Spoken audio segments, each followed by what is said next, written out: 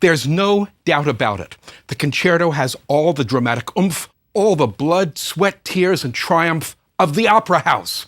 It's got the individual solo voice, or in the case of double concerti, triple concerti, or concerti grossi, multiple solo voices, ringing forth against the mass of the orchestra. A metaphor, my friends, for the empowered individual reveling in his or her individuality. The various relationships between soloist and orchestra embodied collectively in the concerto repertoire demonstrate pretty much every human relationship we can imagine, from the gentlest and tenderest to the most violent and confrontational, and everything in between. From the point of view of performance, a concerto represents musical life lived at the edge, as the solo instruments and the musicians who play them are often pushed to the very limit of what is possible, as composers seek constantly to explore the extremes of human experience through instrumental virtuosity.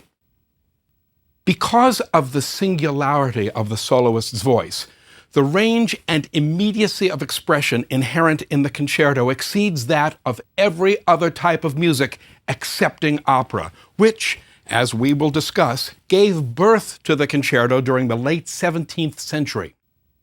Where the symphony, another genre birthed by opera, evolved towards abstraction and high seriousness, the concerto has never lost its essentially theatrical roots. In a concerto, the soloist's voice becomes our voice. The soloist's battles and victories become our battles and victories. For all its symphonic bulk, a concerto is a much more intimate, a much more personalized sort of musical experience than a symphony.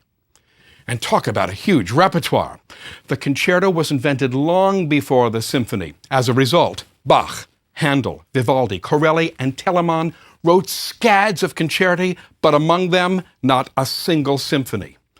Of the first-rank composers who wrote both concerti and symphonies, Mozart's great concerti far outnumber his great symphonies. Beethoven's concerti nearly outnumber his symphonies, counting the Piano Fantasy, Opus 80, 8 concerti by Beethoven against 9 symphonies.